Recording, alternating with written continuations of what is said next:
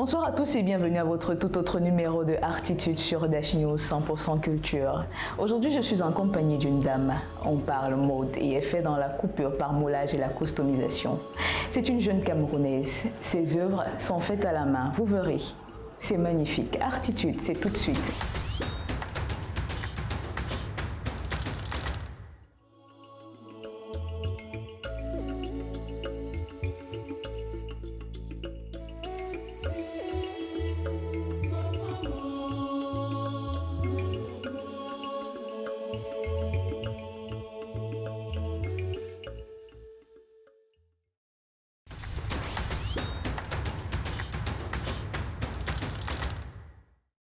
Bonsoir Lucrèce. Bonsoir Larissa. Vous faites dans la coupure par moulage et la customisation. C'est bien ça. Qu'est-ce que cela implique? Qu'est-ce que cela signifie? Alors la customisation, c'est l'habillage des accessoires, c'est-à-dire bracelets, gommettes, chaînes, tous les accessoires avec le tissu pagne. Voilà. Et la coupure par moulage, c'est l'habillement sans couture, c'est-à-dire on t'habille sans coudre, on confectionne à la main. Voilà, tout est fait à la main. Vous utilisez du tissu africain, du tissu pagne. Pourquoi? J'utilise le tissu africain pour la valorisation de la culture africaine. Parce que on constate qu'avec la colonisation, les jeunes africains et camerounais en particulier coupent plus ailleurs. Et la culture africaine n'est plus valorisée du tout. Donc c'est pour la valorisation de la culture que je le fais. C'est donc le message que vous passez à travers. Comment est-ce que vous la faites, votre coupure par moulage? Je veux dire, la confession de vos looks, de vos créations, comment est-ce que vous les faites? Ok, tout part déjà de beaucoup de créativité et d'inspiration, parce que ça ne passe pas à la machine. Donc voilà, tu dois être assez créatif pour pouvoir le faire. Et j'utilise des objets de recyclage et du pagne. Des objets de recyclage. Voilà, c'est-à-dire le carton, les bouteilles, les matières bouteilles, les matières carton et aussi nos accessoires traditionnels. Voilà. Et ces matières-là, comment est-ce que vous les procurez? Le carton déjà est accessible à tous. Souvent j'utilise les calendriers, les vieux calendriers, les bouteilles c'est aussi accessible à tous et les accessoires traditionnels, je trouve au marché Congo. Et le tissu pagne, est-ce que c'est toujours facile de s'en procurer? Est-ce qu'il y a des challenges à ce niveau-là? Au niveau des tissus, je n'ai pas de challenge parce que je suis sur ma terre, je suis sur la terre africaine, donc j'ai du tissu à la maison. C'est à portée de main. Et si on vous demandait le type de tissu que vous utilisez particulièrement, parce qu'on sait quand même qu'il y a des différents modèles. Oui. J'utilise le wax en particulier. Je pourrais éventuellement faire avec d'autres la soie, etc. Mais j'utilise beaucoup plus le wax parce que c'est pour la valorisation de la culture africaine. Est-ce que c'est dire que c'est plus facile à l'utilisation que les autres matières? Non, pas du tout. Je pourrais utiliser n'importe quelle matière, mais je me concentre sur le wax parce que je veux valoriser la culture africaine, parce qu'elle est en pleine perdition, voilà, de nos jours.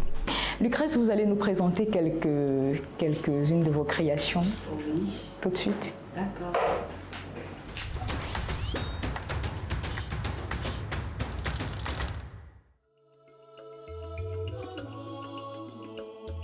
Alors ici, on a un accoutrement complet pour une personne. Nous avons le pagne ici pour faire le bas ou la jupe. Ici, nous avons le pagne pour faire le haut. Là, c'est l'éventail accessoire. Ça, c'est une chaîne de rein ou de cou. Ici, nous avons des boucles d'oreilles customisées en wax. Décoration, bracelet, gommette. Voilà, pour les mains. Ça, c'est une gommette en acier. Et les décorations, carton customisé, comme je disais tantôt. Voilà, c'est tout.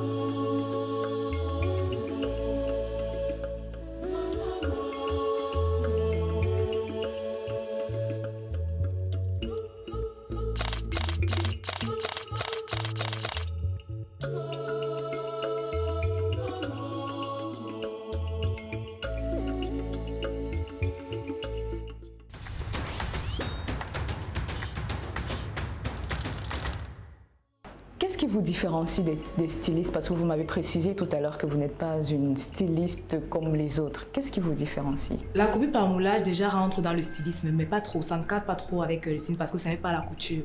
Puisque je fais tout avec mes mains, je fais des attachés, voilà, je ne coupe pas. Maintenant, ce qui me différencie, c'est que j'utilise, comme je vous ai dit, des matériaux de recyclage, voilà, et c'est peu coûteux. C'est pas cher comme... C'est donc un avantage. Voilà, c'est un avantage, très exactement. Est-ce que vous réussissez, est-ce que la coupure par moulage vous permet de vivre, de faire le chiffre peut-être? Oui, ça me permet de joindre les deux bouts. Déjà, c'est vrai que pour le moment, c'est beaucoup plus du bénévolat parce que je veux faire connaître l'art. L'art n'est pas encore connu, voilà. J'imagine peut-être vous-même, vous ne connaissiez pas.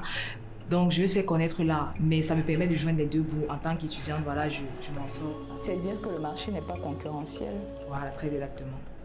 Très exactement. Et j'essaye de, en valorisant cet art, j'essaye de faire connaître la coupe par moulage à travers le monde entier. Comment? En valorisant, en faisant des shootings, j'habille pour des scènes, des vidéos lorsque certaines personnes veulent tourner leurs vidéos pour les chansons, par exemple. J'habille pour des shootings d'anniversaire, j'habille pour des toquets portes d'hôtes, etc. Et voilà, c'est quand je dis que c'est assez facile pour moi, ça ne prend pas beaucoup de temps. Par exemple, un styliste va prendre beaucoup de temps pour coudre. Moi, pour confectionner, je n'ai pas besoin de plus de 2 heures de temps pour confectionner. Et après, ça dépend du modèle. Quel est le type de personnes généralement qui viennent vers vous? Est-ce que ce sont forcément des personnes d'un certain âge, je veux dire la quarantaine révolue, ou alors même les jeunes viennent vers vous? Ok, ceux qui viennent beaucoup plus vers moi, ce sont les jeunes parce que peut-être depuis les 3 ans, on constate que les jeunes rentrent déjà dans la tradition africaine. On voit dans les shootings d'anniversaire, par exemple, les jeunes font déjà des shootings d'anniversaire et moi, j'appelle même beaucoup plus les jeunes parce que nos anciens, ils sont déjà dans la culture. Nous, les jeunes, on est en pleine perdition. On est dans l'occidental, on cherche dehors et on oublie nos cultures. Donc moi, je fais beaucoup plus appel aux jeunes pour ça, plutôt, voilà. Qu'est-ce qui vous inspire dans vos créations? Est-ce que vous avez des clients qui vous proposent, qui vous suggèrent des modèles ou alors vous vous inspirez de toute autre chose? Ok, tout est parti déjà de la customisation. La customisation, comme je l'ai dit au départ, c'est l'habillage des accessoires. Voilà, je faisais des accessoires, j'habillais des boucles, des chaînes et tout, et je vendais. Et je me suis dit, pourquoi pas, à travers ça, je peux valoriser la culture africaine. Puisque les jeunes, pour faire les shootings, même, on porte des vêtements d'ailleurs, au lieu de s'habiller avec des vêtements de chez nous. Oui, peut-être on va dire, ok, c'est cher et tout. Donc j'ai dit, ok, je peux faire des trucs moins coûteux, voilà, parce que ça ne prend pas beaucoup de temps. Et j'utilise des matériaux de recyclage et du pagne, voilà. Donc, c'est ça. D'accord.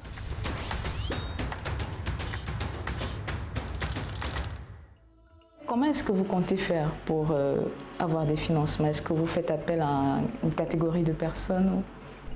Ok, je n'ai pas encore cherché les financeurs, mais je fais appel au ministre de la Promotion de la Femme et de la Famille, Marie-Thérèse Abena, afin qu'elle m'octroie des financements pour pouvoir aider des jeunes femmes comme moi à se débrouiller. Parce que voilà, la customisation en particulier, pas la coupure par moulage, la customisation en particulier, ça rapporte beaucoup. Parce que de nos jours, lorsqu'il y a des événements de mariage, de funérailles, de deuil et tout, chacun veut marier son vêtement avec des accessoires. Donc ça rapporte. Donc si on peut lancer des formations pour des jeunes partout dans le Cameroun, ce serait vraiment une très belle idée.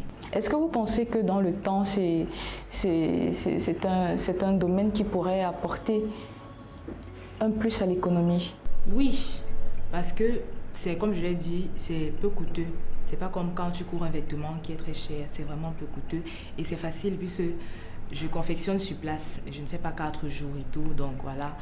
C'est accessible à tout le monde, que tu sois pauvre ou riche, voilà, c'est moyen. Comment est-ce que ça s'apprend? Est-ce qu'il y a une école pour ça ou bien vous êtes autodidacte? Moi, personnellement, je suis autodidacte. Je ne sais pas si ça s'apprend quelque part, je ne sais pas, mais j'ai appris toute seule. Comment? Peut-être avec la créativité, avec un morceau de pagne, des idées, voilà, c'est tout. Je ne peux pas vraiment dire, je n'avais pas appris. Je suis partie de la customisation, j'ai tenu mes boucles, j'ai tenu ma chaîne, j'ai tenu mes accessoires. Je me suis dit, je peux m'habiller avec tout ça une fois. Parce que tu ne peux pas porter des boucles traditionnelles avec du tissu pagne si tu n'es pas vraiment habillé. Pour que ça donne vraiment, il faudrait que tu sois habillé. Donc voilà, c'est parti comme ça, autodidacte. Est-ce que vous pensez que d'autres jeunes pourraient, dans la même lancée que vous, en faire un métier demain ou après-demain? Oui, si ces Un métier, je veux dire, à plein temps. oui, si ces personnes sont créatives. Voilà, il faut être créatif. C'est vrai qu'un métier à plein temps, pas seulement, il faut toujours joindre ça à d'autres activités culturelles pour que ça marche. Est-ce que c'est dire qu'aujourd'hui, les jeunes, quand même, ont une certaine passion, un certain amour pour leur culture, Oui, contrairement on est en train de retourner aux sources. Si on rentre peut-être dans il y a 4 ans ou 5 ans, c'est vraiment différent d'aujourd'hui. Aujourd'hui, des jeunes, par exemple les shootings, comme je vous ai dit, shootings d'anniversaire, on voit déjà des jeunes faire des tenues traditionnelles. Voilà, c'est beau. Aujourd'hui, on rentre déjà dans les sources. Et qu'est-ce qui justifie ça, selon vous? Je pense que les jeunes sont déjà en train de comprendre qu'on a longtemps copié ailleurs. On copie ailleurs et c'est cher parce qu'on prend à l'étranger, on exporte, donc c'est très coûteux. Alors qu'on a tout chez nous pour pouvoir faire des choses vraiment très magnifiques et très merveilleuses. À vos débuts et maintenant, si on comparait, est-ce que le niveau de clientèle a augmenté ou bien? Le niveau de clientèle a énormément augmenté. Voilà, mais je rencontre un seul problème financier, difficulté financière. En moulage, oui, j'habille presque tout le temps, presque vraiment tout le temps. Quand vous parlez de problèmes financiers, c'est à quel niveau? À quel niveau se situe vos... Parce que puisque vous dites que c'est un métier, c'est un domaine pas coûteux, mais vous parlez de problèmes financiers. Ok, quand je parle de problèmes financiers, par exemple, je pourrais gagner en moyenne 500 000 par mois si je fais vendre mes produits à l'étranger et ici.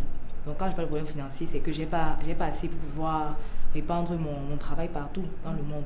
Si je vends vraiment dans peut-être 4 pays différents, je peux me retrouver à 500 000. Vous avez besoin de quoi pour répandre votre travail à l'étranger, puisque aujourd'hui les réseaux sociaux et la vente en ligne facilitent les choses? J'ai besoin de financement parce que je travaille, pour le moment je travaille sur commande. Or, si je fais plusieurs commandes, je dépose. Là, quand on me demande, je livre. Ça fait que même avec les réseaux sociaux vont m'aider. Si je dépose mon matériel même dans des boutiques, on m'aide à vendre. Mais là, je travaille juste sur commande parce que les gens me connaissent déjà, on connaît Lucrèce Design Création. Lorsqu'on commande, Lucrèce Design Création fait et elle livre. Donc, ce n'est pas déjà là. Comme dans une boutique, tout est déjà là et c'est facile. On n'a pas forcément besoin d'avoir peut-être une boutique. Vous faites vos créations chez vous et vous les vendez juste en ligne. Justement, même pour vendre en ligne, il faudrait que ce soit... Vous n'avez pas des catalogues peut-être? J'ai des catalogues. Oui. Par exemple, si je dis je veux vendre à l'étranger, il faudrait que je fasse livrer. Voilà. Maintenant, ce sont ces financements-là pour faire pour faire une grosse commande et envoyer. Quelles sont vos journées typiques? Est-ce que, en moyenne par jour, combien de personnes peuvent vous faire appel à vous? Je ne dirais pas par jour. C'est peut-être beaucoup plus les week-ends. Voilà, les On pourrait week-ends. parler de semaines, peut-être de week-end. Oui. On pourrait, bon.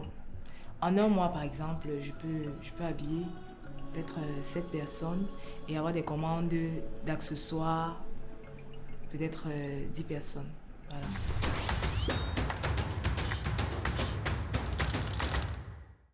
Lucrèce Angomo, merci. Ça a été un plaisir. J'espère qu'aujourd'hui, à partir d'aujourd'hui, on a des milliers de Camerounais ou de Camerounaises aussi qui voudraient se lancer dans la coupure par moulage. Quelque chose pour eux peut-être? Un conseil? Est-ce que c'est évident? Déjà pour la customisation, c'est facile. Là, il faut se faire former. Voilà, il faut se faire former. C'est pour ça que j'ai demandé. Où se faire former? Où? Parce que tout à l'heure, vous avez dit que vous étiez autodidacte et qu'il n'y avait peut-être pas d'école pour se former. Non, autodidacte pour la coupure par moulage. Oui. La customisation, j'ai fait une formation. Il y en a des gens qui font des formations. Moi-même, je fais la formation en customisation.